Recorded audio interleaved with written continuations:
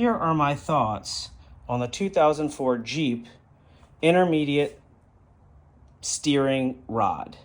So here's what I don't like, is there's a bushing. So this piece right here connects to the power steering box, right? So it connects right there in the power steering box.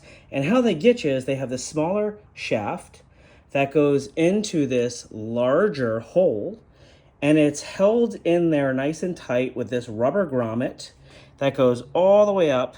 You can see the rubber grommet right there too. And then basically it's held in there with this pin that is not supposed to come out. I used a 20,000 pound press over there to pull this pin out, but it's not supposed to come out. So when this wears out and your steering loosens up, instead of being able to pull out like a cotter pin and then pull this little pin out like in a logical way, what they did was you have to buy this whole rod. These U-joints in here, these don't come out. You can press them out or bang them out, but they're not meant to come out. They don't go back in. So then you have to, and I will say it's very difficult to find a intermediate steering shaft for a 2000 to a 2006 Jeep Wrangler.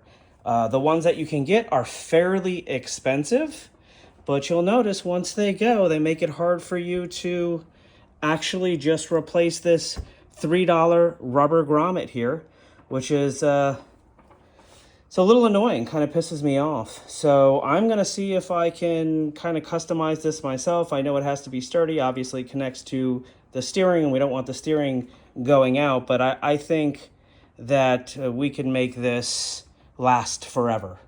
So my next video this weekend we'll be taking this rubber grommet out together and seeing if we can't replace a rubber grommet, make our own, and then maybe replace this pin and drill a small hole in it, put a cotter pin in there or something along those lines. We'll figure it out, but here is where it connects to. If you look underneath the Jeep, you'll see right there.